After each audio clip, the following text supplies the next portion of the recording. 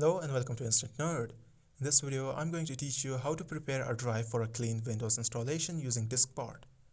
If this video helps you, then consider subscribing and liking the video. Let's get started.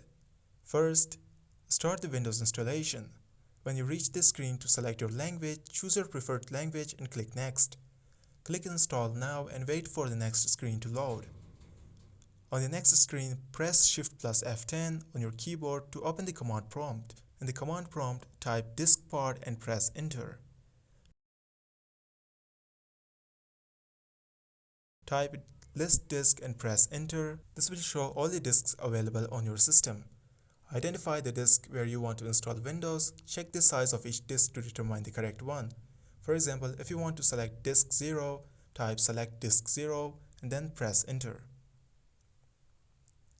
Once the disk is selected, type Clean and press Enter to erase the disk.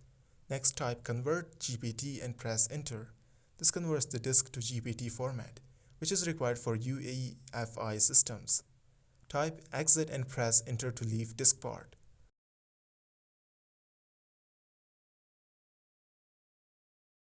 Type Exit again and press Enter to close the command prompt. Now continue with the Windows installation. Return to the Windows installation screen. If you have a product key, enter it here and click Next. If you don't have a product key, click I don't have a product key to continue. Follow the on-screen instructions to complete the installation. And that's it, your drive is now ready and you can proceed with installing Windows. This was for today's tutorial. If you enjoyed this video, then make sure to give it a thumbs up and subscribe to this channel.